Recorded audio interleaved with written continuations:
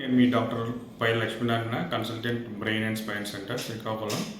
ఈరోజు మన టాపిక్ అంటే హెడ్ ఇంజరీ. హెడ్ ఇంజరీ అనేది నాట్ ఓన్లీ రోడ్ ట్రాఫిక్ యాక్సిడెంటే కాకుండా ఫాల్ ఫ్రమ్ ట్రీ అనేది, ఎలక్ట్రికల్ పోల్స్ నుంచి కానీ, బిల్డింగ్ నుంచి హైట్ నుంచి పడిపోవడం, వీటన్నిటి వల్ల కూడా తలకి ఏదైనా దెబ్బ తగలని హెడ్ ఇంజరీ అంటారు. దీంట్లో మనకి ఏంటంటే రెండు రకాలు ఉంటాయి. ప్రైమరీ అంటే ఇమీడియట్గా జరిగేది, సెకండరీ అంటే 6 గంటల తర్వాత జరిగేది.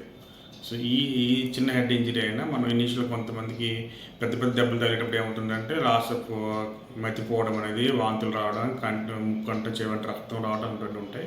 కొంతమందికి ఇవేం జరగకుండానే చిన్న చిన్న తలనొప్పి దాంతోనే ఉంటుంటాయి. కానీ వీళ్ళు ఎలా టైం పెరిగే కొద్దీ మెదడులో రక్తనాళాలు మరియు మెదడు కణాలు అనేవి వాపు రావడం వల్ల ఆ సిమ్టమ్స్ అన్ని పెరుగుతూ ఉంటుంటాయి. వీటన్నిటి వల్ల మనం ఏంటంటే శ్రద్ధ చేయకుండా చాలా జాగ్రత్తగా ఉండాల్సి వస్తుంది. ఇనీషియల్గానే మనం ఒక మంచి న్యూరోసర్జన్కి వెళ్ళటం వల్ల ఈ primary and secondary head injuries ఆ సివియారిటీని బట్టి మనం ఈ తొందరగా అసెస్ చేసి అవసరమైనటువంటి టెస్టులు జరిపి ఏదైనా మందులతో జరగాల్సి వస్తుందా లేకుంటే సర్జరీ అనేది డిసైడ్ అవుతుంది. మీరు ముందుగానే ఆ రెండు ఫెసిలిటీస్ ఉన్నటువంటి డాక్టర్ దగ్గరికి వెళ్ళినట్లయితే ఈ డిలే అనేది లేకుండా మనం తొందరగా దానికి ఆపరేషన్ చేయడం ద్వారా దాని వల్ల జరిగే పర్యవసనాన్ని మనం రక్షించవచ్చు.